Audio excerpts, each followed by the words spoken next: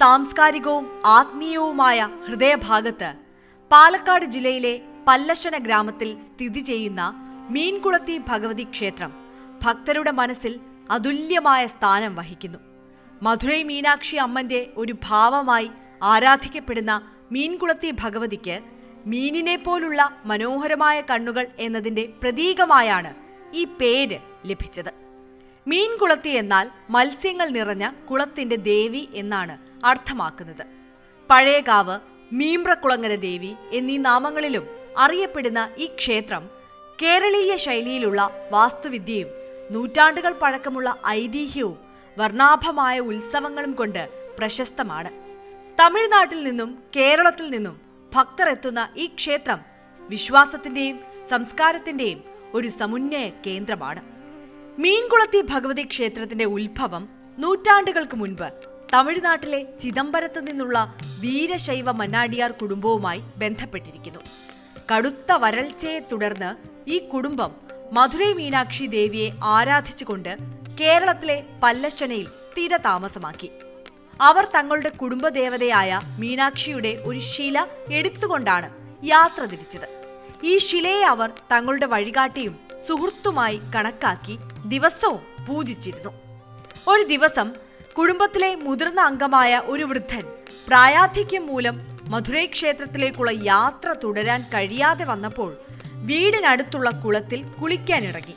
അദ്ദേഹം തന്റെ ഓലക്കുടയും വിലപിടിപ്പുള്ള വസ്തുക്കളും കരയിൽ വെച്ചു.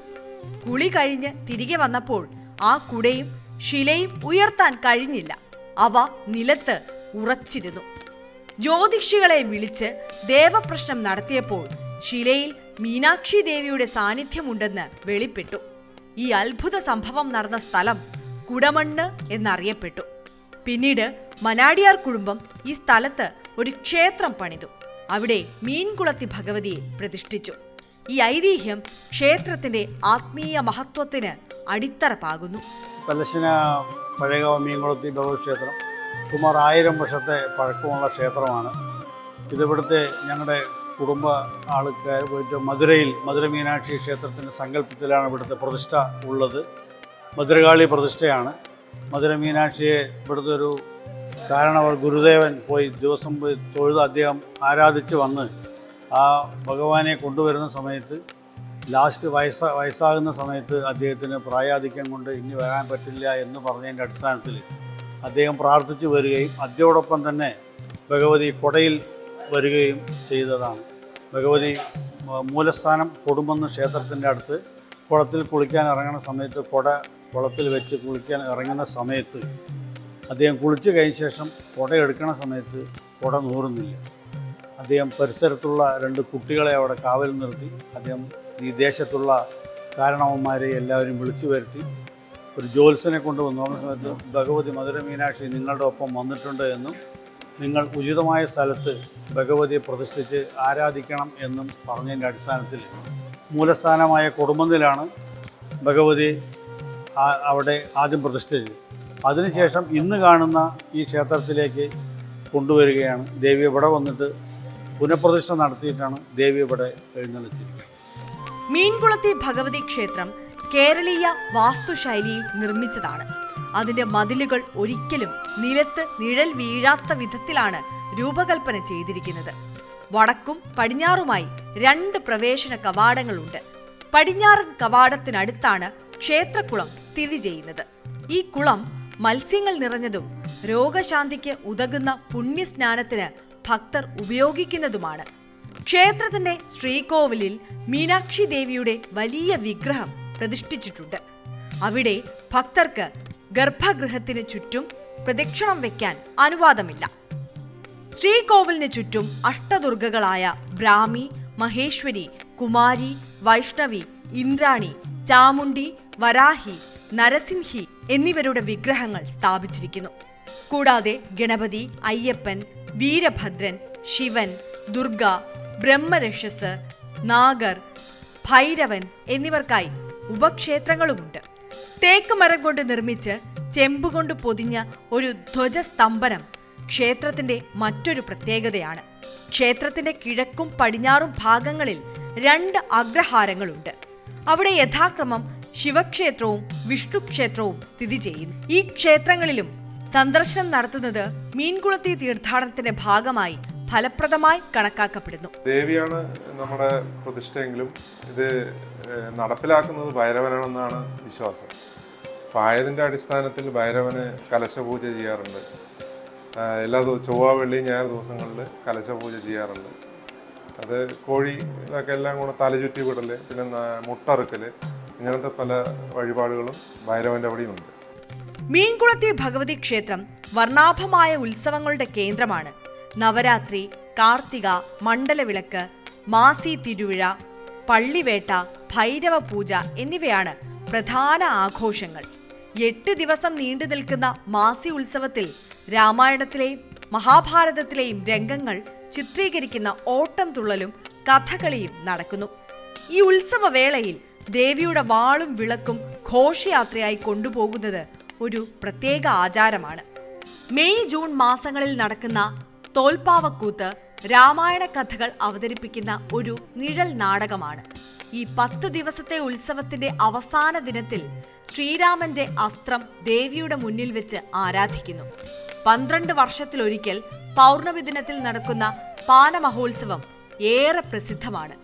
4 ദിവസം നീണ്ടു നിൽക്കുന്ന ഈ ഉത്സവത്തിൽ തീയിലൂടെയുള്ള നടത്തവും ദാരുകന്റെ വധത്തെ പ്രതിനിധീകരിക്കുന്ന ആചാരങ്ങളും നടക്കുന്നു. ക്ഷേത്രത്തിലെ പ്രധാന വഴിപാടുകളിൽ ദിവസപൂജ, നിറമാല, മഹാഗണപതി ഹോമം, തിരുവാഭരണം ചാർത്തൽ, ചന്ദനം ചാർത്തൽ, ചാന്താട്ടം, ത്രികാലപൂജ, പണപ്പായസം, നിറപ്പറപ്പണം എന്നിവ ഉൾപ്പെടുന്നു. ചൊവ്വ, വെള്ളി, ഞായർ ദിവസങ്ങളിൽ മാത്രം നടത്തുന്ന പണപ്പായസം ഒരു വിശേഷ വഴിപാടാണ്. ഭാഗ്യസൂക്തവും ഐക്യമത സൂക്തവും പാരായണം ചെയ്യുന്ന പ്രത്യേക പൂജകളും ശത്രുദോഷ നിവാരണത്തിനായി ചാന്താട്ടവും നടത്തപ്പെടുന്നു. നിറപ്പറപ്പണം എന്ന വഴിപാട് ഐശ്വര്യവും ആഗ്രഹ സഫലീകരണവും നൽകുമെന്നാണ് വിശ്വാസം. ക്ഷേത്രം ഞായർ, ചൊവ്വ, വെള്ളി ദിവസങ്ങളിൽ രാവിലെ 5:30 മുതൽ ഉച്ചയ്ക്ക് 12:30 വരെയും മറ്റ് ദിവസങ്ങളിൽ രാവിലെ 5:30 മുതൽ രാവിലെ 10:30 വരെയും തുറന്നിരിക്കും.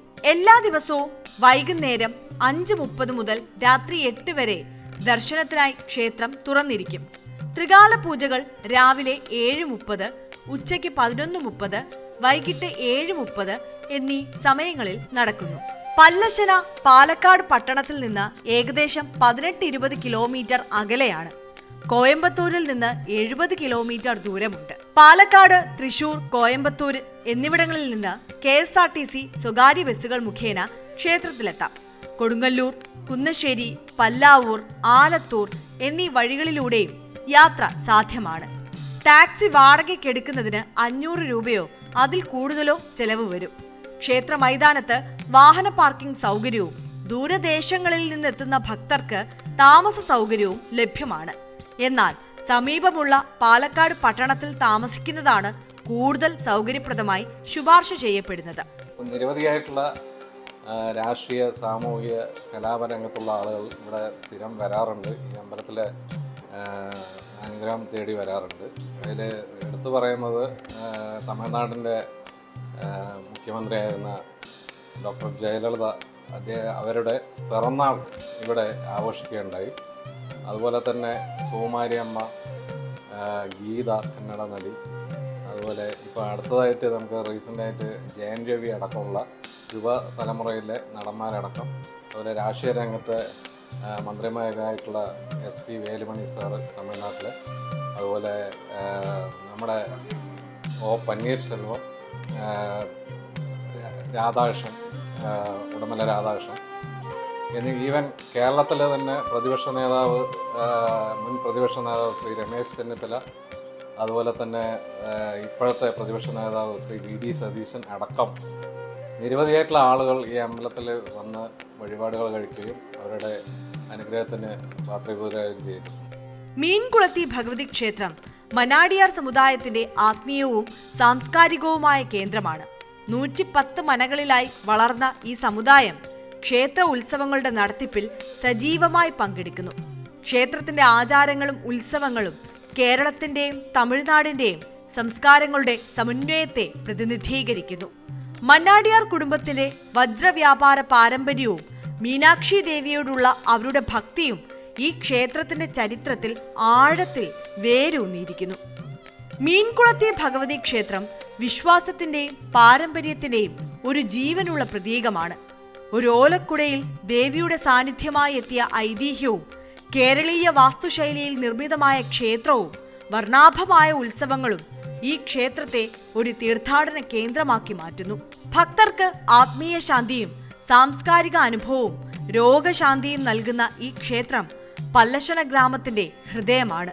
പാലക്കാടിന്റെ പച്ചപ്പ് നിറഞ്ഞ നെൽവയലുകൾക്കിടയിലൂടെ ഈ ക്ഷേത്രത്തിലേക്കുള്ള യാത്ര ഭക്തിയുടെയും പ്രകൃതി ഭംഗിയുടെയും ഒരു അനുഭവമാണ്.